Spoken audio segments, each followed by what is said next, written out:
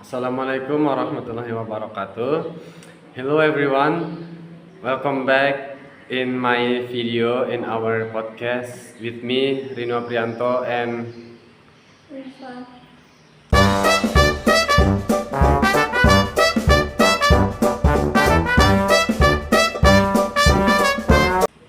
so in this video we are gonna we are going to make a conversation and explain about five materials. The first is positive, comparative, and superlative adjective, and preposition of direction, and direct and indirect object, and simple present tense, and the last is past tense, irregular verb. Okay, I hope you enjoy this video, guys. Oke, next materi pertama positif, komparatif, and superlative adjective. Pertanyaan pertama, what is the difference between taller, and the tallest? The difference between tall, taller, and the tallest. Tall is the positive form, and taller is the comparative form and used for comparing two people or things. And the tallest is the superlative form used to show who or what is the tallest among three or more people or things. Pertanyaan kedua, why do some adjectives use er and est while others use more and less? Because short adjectives usually take er and est in the end, like small, smaller, smallest, and longer adjectives usually use more and most, such as beautiful, more beautiful, and most beautiful.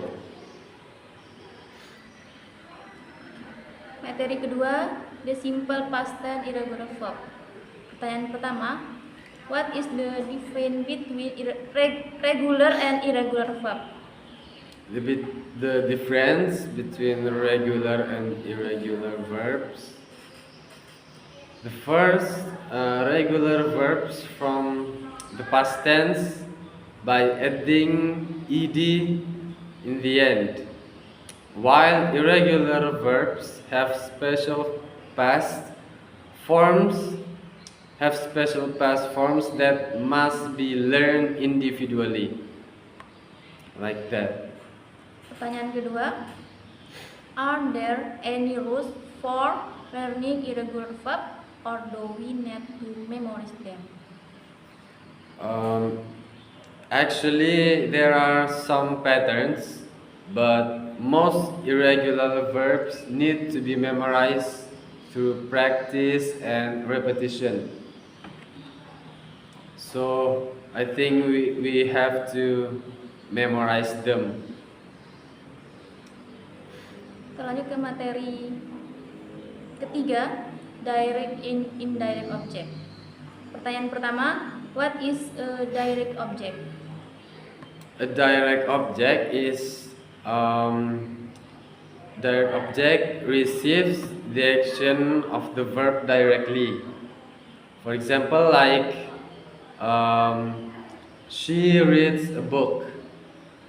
A book in this sentence is the object because the book is receive the action of the verb directly.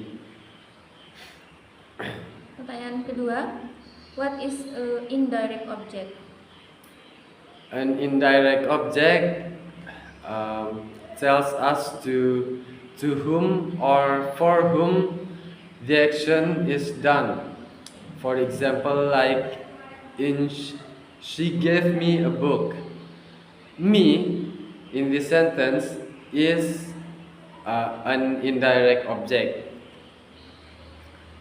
because me is the person who accept the action from the verb, like that. Lanjut ke materi keempat, the simple present tense. Pertanyaan pertama, when do you use the simple present tense?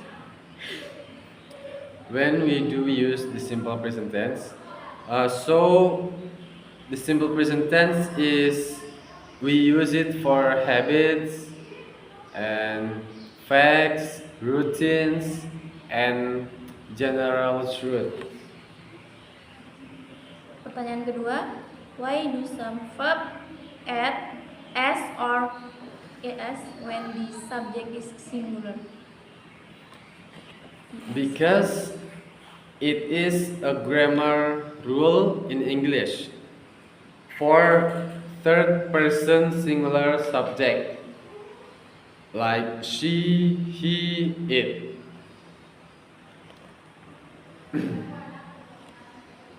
Kita lanjut ke materi kelima, proposition of Direction. direction. Pertanyaan pertama, what is the difference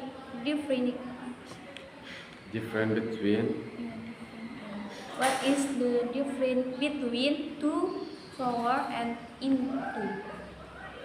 The difference between to, toward, and into. To shows a destination, and towards it shows a movement in a direction, and then into shows movement from outside to inside. For example, like I run into my house. Yeah, so I run from outside my house to inside my house. Pertanyaan kedua, how do we use to, across, and along correctly? How do we use through, across, and along correctly? Through, it means moving inside something. For example, like I run through the tunnel, and across means moving from one side to another side. For example, like I walk across the zebra cross, and along it means moving beside something. Yeah, that's all. Oke guys, sekian video dari kita berdua. Thank you for watching.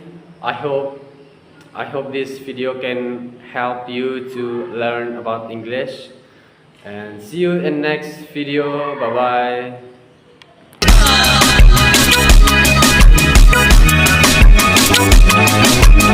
bye.